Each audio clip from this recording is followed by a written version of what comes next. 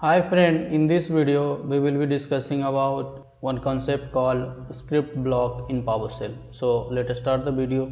Here we will know what is a script block. So script block are nothing but collection of code which are enclosed within bracket. So this is very simple thing. When we write some block of code line by line and we enclose that block of code within bracket, then that is called a script block. It is like function only, and this one also can accept parameter and return value like function. We can also add begin, process and end block to script block. How we can add into a function. It will return output of all the commands within it. Either it will be returning as single object or it will be returning as an array. Although there are a lot of similarities between function and script block, but still there are some difference between these two. So the first difference is function cannot be assigned to a variable. But when we create a script block, we can assign a script block to a variable. Function has a name. When we declare any function, so we need to give some name to the function. But this is not the case with the script block. It does not have any name. So this is two difference between function and script block. Now let's see the syntax, how we can declare the script block. So if we have any parameter, then we can write param keyword and we have to list out all the parameter with its type in a small bracket, and after that we can write all the statement list one by one. In case we don't have any parameter, then we don't need to write param keyword and no need to write parameter list separated by comma. So this line will not be available, only statement list will be available. And now we will see some examples so that we can understand more about a script block. Here we have first example, and in this one I have used invoke command with simple script block. So this commandlet you are seeing get net adapter, which is enclosed within brackets. So this is nothing but a script block. So this is the simple script block, and I am using this script block with other commandlet called invoke command. So let us execute this one. So this is how we can use a script block with invoke commandlet. With invoke command we have one option that is called script block, and in this one we can pass the value of a script block. Now let's move to the next example. In this one I have used parameter with script block. So again I have used invoke command and parameter script block, and within the bracket I have written param keyword, and again I have used small bracket. In this one I have created one variable called $input is equal to sunny, and after that I am printing this one $input weather. And at last of the script block I have used parameter called argument list, and I am passing one value called bad. So this is nothing but default parameter.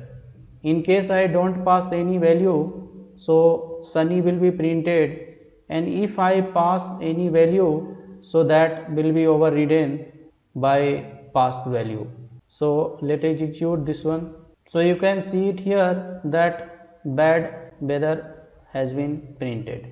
And now if I execute this one without any argument, then what is the output?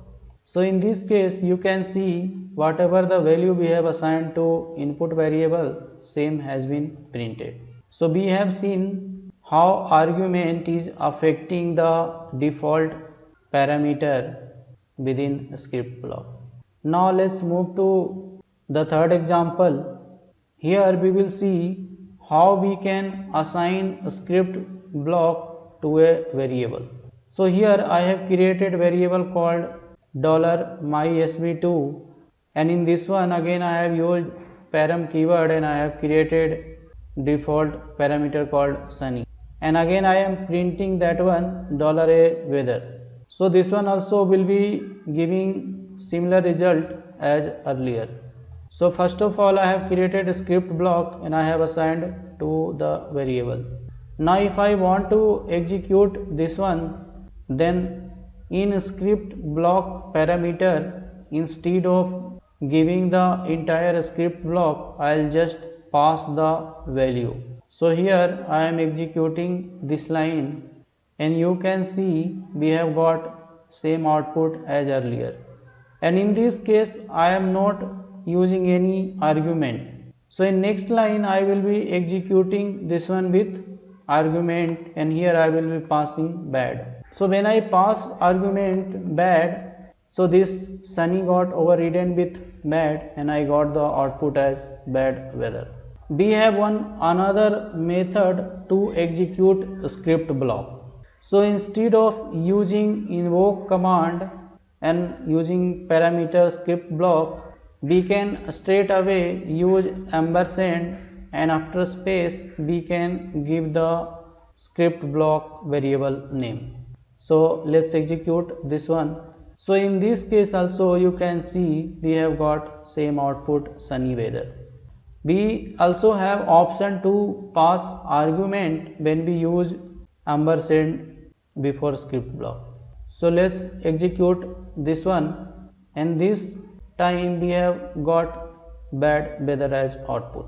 We can also use the parameter name. So here I have created variable a, so that is the reason I can use -a and we can pass the value under this. So I execute this one, and in this case also we have got the same output.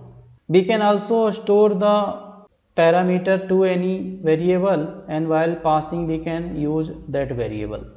So first of all I have created $b, and in that one I have assigned bad, and again I am executing, but here instead of passing directly string I am passing the variable.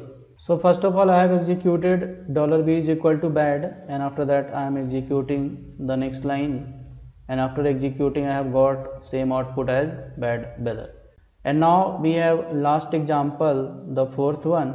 In this example we have used begin, process and end in script block. And first of all I have created the script block and I have assigned to a variable called $test.